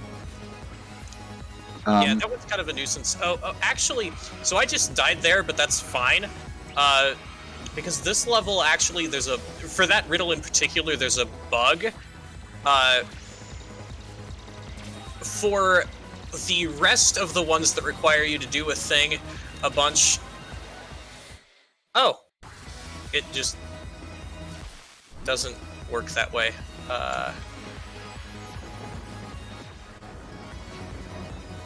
Okay, so this is not how I expected this to go. But...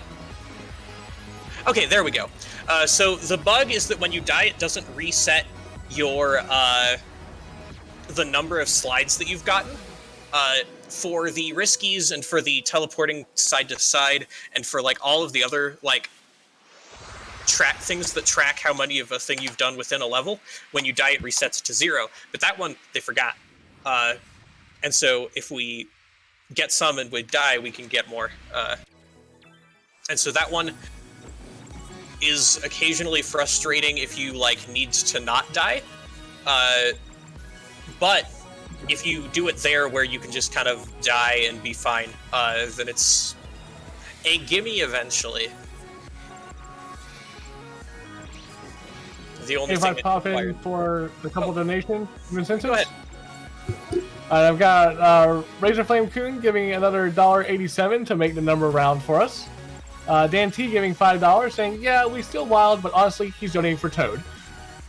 Which, speaking of, Toad is back in the lead at 194.12. Or actually, take that back. We had another $5 just come in from Barrick that puts Yoshi back in the lead, 194.13 to 194.12. Ho ho ho! Yeah, definitely got a good bid war going. We also have 2 more bid wars open up here. First one for Killer 7, save or kill Japan. Currently, we do have $25 towards saving it. We also have the language bid war for Ring Fit Adventure, either English or Japanese. So if you feel like putting towards one of those two, you can hit exclamation point incentive in chat, and I'll bring up the link for the incentives.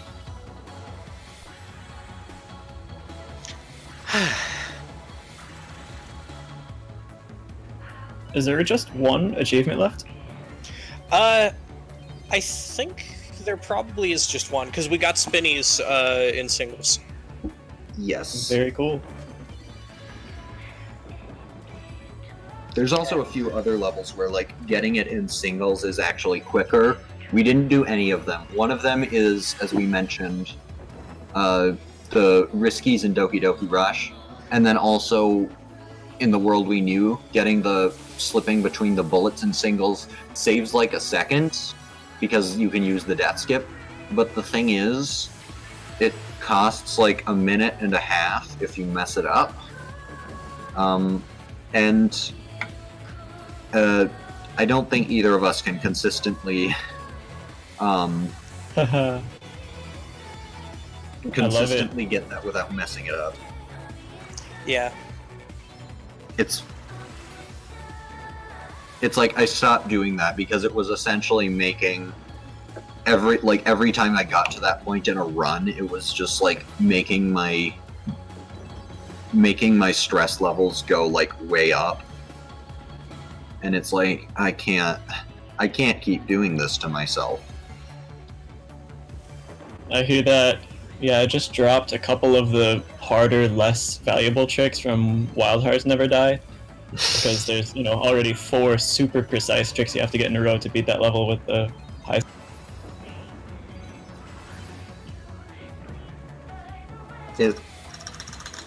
Oh yeah, this is an award-winning game, chat. It's doing pretty well in a few showcases.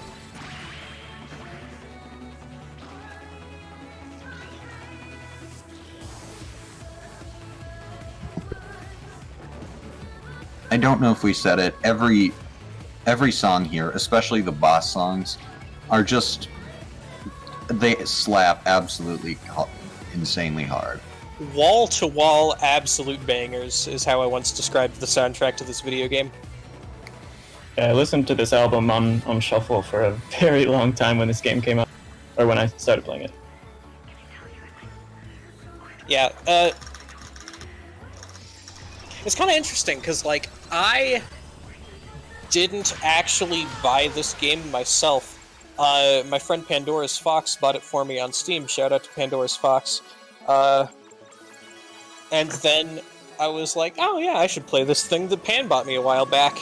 And I was watching a whole bunch of, like, Summoning Salt and Small Ant 1. That's not ideal. But I was in a, like, very much a speedrunning is cool headspace when I was, like, starting to play this game casually. And so I spent a lot of the time that I was playing it casually thinking, how could I speedrun this game? And now we get dabbed on a little bit again. Nice dabs, or nice slam. But yeah, and so I was like, okay, so like we've got just finishing the game, but it's an auto scroller, and I'm not sure how interesting just finishing the game is as a speed run. Well, what if we go for all of these achievements? And nobody was running this category yet when I showed up. I was like, hey, do y'all think this would be a good category? And people were like, sure, run it. So I did. And then Whalmer Noir, who held at the time the world record in all 3 of the other categories, showed up and stole that world record out from under me while I was AFK, which happens. That's life. Sometimes people are better at the video game than you. And then JPJ got into the game because I was into it, and then beat my time while I was AFK.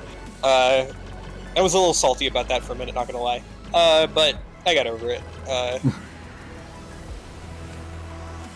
I mean, so, the 3 people who have times on the leaderboards in this category have all held world record at various points. Because I had world record when nobody else was running yet, and then Whalmer Noir had world record, and then JPJ took world record, and then I took it back at one point when we first found Cube Root, but then JPJ took it back. I was salty about that as well, to be honest. Honestly, I love it when one of my scores gets destroyed. Like, whoa, no way. Well done. Yeah.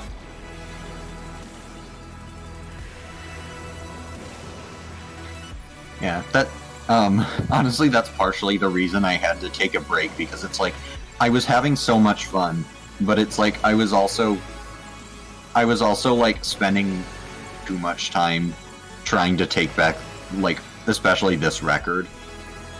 This record is insane. So like for reference, the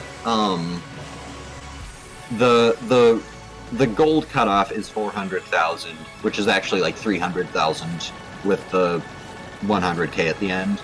And then the wild, which is the secret 4th rank I've been mentioning, is like 661,000. And current, like, the world record was at like 832,000. And then like me and Calumet got into a score war, and Calumet currently holds it at 848, 326, versus my 846, 657. Yeah, it basically requires perfect execution across a lot of really, really specific tricks.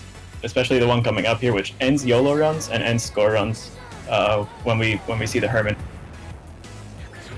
Yeah. We've sort of figured out the timing for it, like, to do it pretty cleanly. The timing and the routes. Yeah, this Like, is like the scariest moment of YOLO coming up in a second. Should I go for the optimal strat that I've never tried before? Sure. Yeah, go down Sounds and then good. clockwise. There's like a little moment where you can wait before it says names roll back. Got it? Wow. Nice! Yeah, perfect. Beautiful.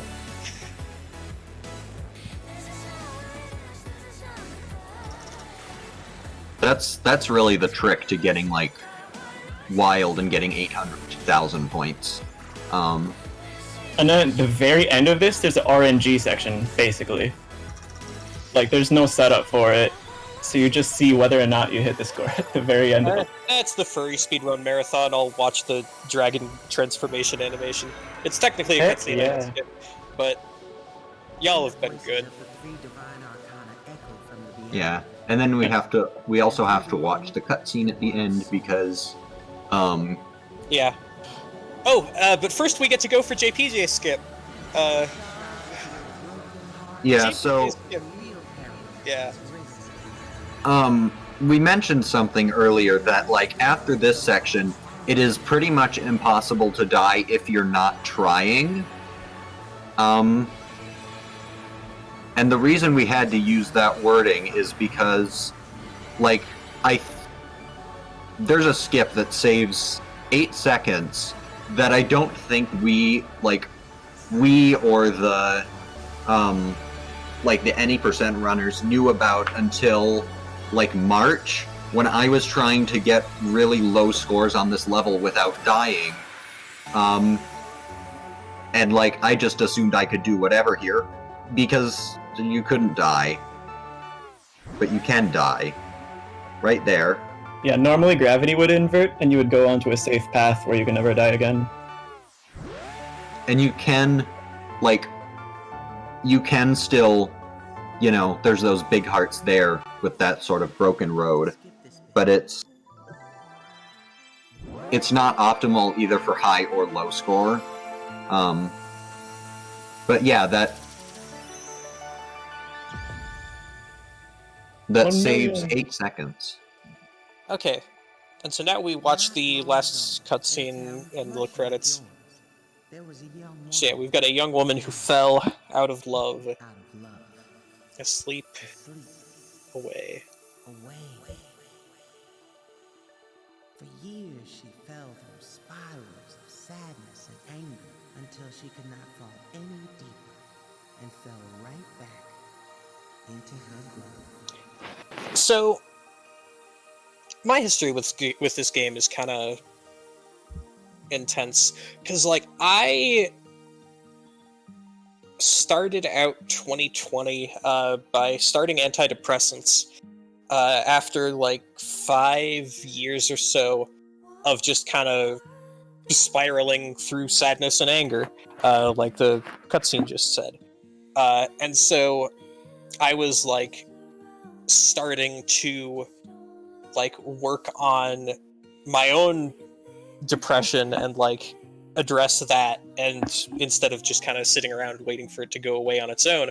And as I was like starting the process of doing that, this game falls into my lap that's textually about like the same thing that I was going through in my personal life. And so that is kind of one of the reasons that this game has always like really resonated with me. And like that's kind of part of why this game means a lot to me personally. Is that it came to me at a time when I needed it. And that